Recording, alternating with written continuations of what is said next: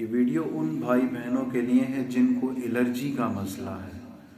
Allergy मुझे कोई 15-16 साल से एलर्जी थी, 15-16 साल से।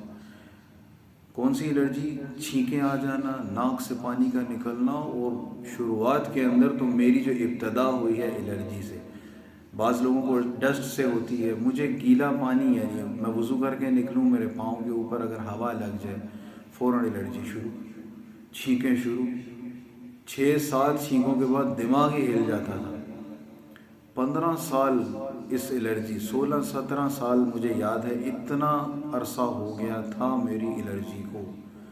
इब्तदा में जो एलर्जी अटैक करती है, जहाँ तक मेरी नॉलेज है, क्योंकि मैं बड़े डॉक्टरों से इलाज और रूहानी इलाज मैंने कोई भी नहीं किया।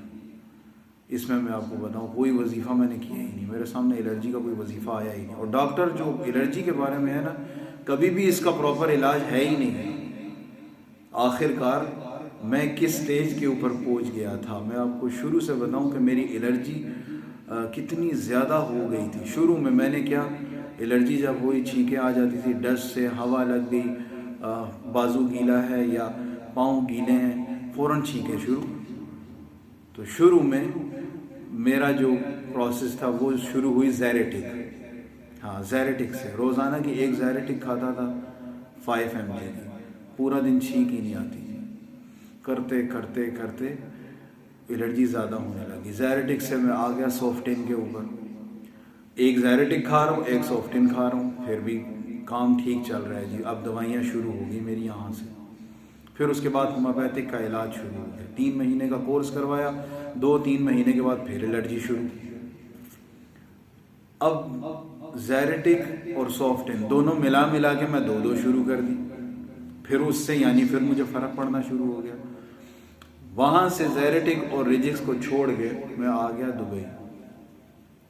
यहाँ की ज़ैरेटिक मुझे सूट ही नहीं करेगा। पाकिस्तान से ज़ैरेटिक मेरे लिए ख़ास आती थी, रिजिक्स, ज़ैरेटिक, रिजिक्स और सॉफ्टिन, ये एलर्जी की दवाइयाँ। फिर मैंने तीनों शुरू कर दिए, कभी एक दिन ये खाऊं, कभी एक दिन वो। अब यहाँ पे आने के बाद और ज़्यादा हो गई एलर्जी। ये हाल हो गया कि फजर की नमाज़ पढ़ाना इतना मुश्किल कि मुंह के ऊपर हाथ रखूं और मस्जिद के अंदर आऊं और 2 फ़र्ज़ पढ़ाऊं और सीधा जा रहा हूं घर में। 2 सुन्नतें घर में पढ़ता था, क्योंकि नाक से पानी ऐसे निकल रहा होता था जैसे बस अब यूँ समझ लें कि टूटी खुली हुई है। यूँ टिशू हाथ में रखा हुआ है और इमाम सवार है, नाक के ऊपर हाथ रख के नमाज पढ़ाई, सीधा घर में। लोग पूछ रहे हैं ये क्या है, ये क्या हो रहा है? वो इमाम साहब, यहाँ इमाम को मुतव्वा बोलते हैं, वो कहते हैं शुहाज़ मुतव्वा, यानी क्या बात क्या है, ये क्या नाक के ऊपर हाथ रखे हुए आ रहे और जा रहे हो? मैं कहा क्या करूँ यार, अनफिया हसासिया, एलर्जी इतनी यानी मुझे हो गई है कि मैं अनमा एकदम मुश्किल है नमाज पढ़ाना। कहते सिर मुस्तशफ़ा सब इलाज खबर डॉक्टर, यानी डॉक्टर के पास जाओ। मैंने कहा कितनी दफ़ा गया हूँ भाई डॉक्टरों के पास, क्या क्या करूँ। फिर यहाँ एक डॉक्टर है, उनके पास गया, उन्होंने कहा जी स्प्रे कर लें आप। फिर नाक के अंदर स्प्रे करना शुरू हो गया, और ना रिजिक्स असर कर रही है, ना सॉफ्टिन असर कर रही है, ना ज़ैरेटिक असर कर रही है। फिर एक और दवाई आ गई, उसका नाम था ज़ीटॉप, जो अरब के अंदर है, मुझे उससे बड़ा फ़ायदा हुआ। फिर एक गोली वो खा रहा हूँ, वो मिलती थी 15 दिरहम की, और 10 गोलियाँ उसके अंदर है, तो 10 दिन के अंदर ये आप लगा लें। फिर उसके बाद साथ साथ स्प्रे था, पता नहीं मोमोटिन के नाम से या क्या था, वो स्प्रे कर रहा हूँ, तब जाके कुछ नमाज़ पढ़ाना शुरू हुआ। लेकिन वो भी फिर फ़ायदा नहीं उसका, यानी अब अच्छे खासे इधर भी पैसे लगना शुरू हो गए, और वो अगर एक दिन दूसरे दिन ना करूँ तो भी फिर मुझे फ़ायदा ही नहीं। आखिरकार जो मैं बताना चाह रहा था एलर्जी का, ये मैंने आपको बताया कि किस लेवल के ऊपर मेरी एलर्जी पहुंच चुकी थी। तो अल्लाह ताला ने शिफा भी किस चीज़ के अंदर रखी, हैरान होंगे सुनकर, जिससे मुझे अल्लाह ने शिफा दी। मैं खुशबू लेने के लिए अक्सर जाता हूँ, तो परफ्यूम की दुकान के सामने ना एक दुकान है, पता नहीं क्या नाम था उसका, तो वहाँ जलेबियाँ पड़ी हुई थी। तो मैंने जलेबियाँ देखी, मैंने यहाँ जलेबियाँ मैंने कभी नहीं खाई। तो मुझे ना अपनी नानी मरहूम रहमतुल्लाह अलैह की बात याद आ गई। वो कहा करती थी जब नाक से पानी आए या दिमागी कमज़ोरी हो ना, तो दूध जलेबी खाओ। क्या खाओ? दूध जलेबी। तो मैं वहाँ से मैंने कहा यार ये 5 दिरहम की कर दो जलेबी। मैं लेके घर गया, गरम दूध के अंदर जलेबी डाली, वो बिस्मिल्लाह पढ़ी और कहा या अल्लाह मुझे शिफा अता फरमा।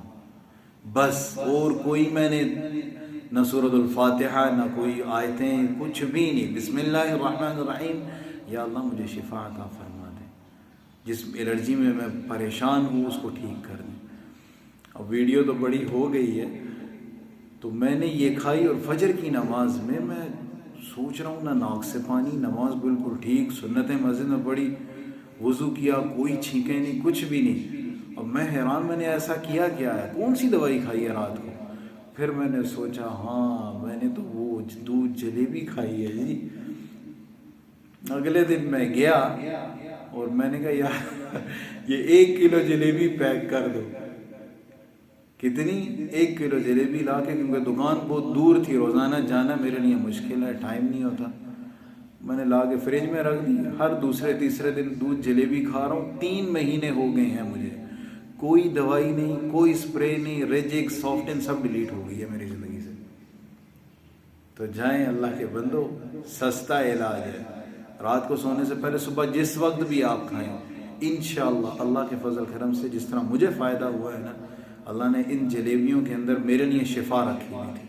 शिफा तो अल्लाह ही ने दी ना, जलेबियों से थोड़ी होता तो अल्लाह की ज़ात से है। लेकिन अल्लाह ने जो शिफा रखी मेरी इस एलर्जी की, 3 महीने से बिल्कुल बेहतरीन, ना नाक से पानी, ना छींके, नमाज पढ़ा रहा हूँ खुशी के साथ, अल्हम्दुलिल्लाह ही नेमा। तो दूध जलेबियाँ खाएं, अगर आपके करीब में हैं कहीं तो गरम गरम दूध के अंदर जलेबी डालें और खाएं, और अपने इस भाई को दुआएं दें, इंशाअल्लाह आपको भी फ़ायदा होगा। जज़ाकल्लाहु खैर।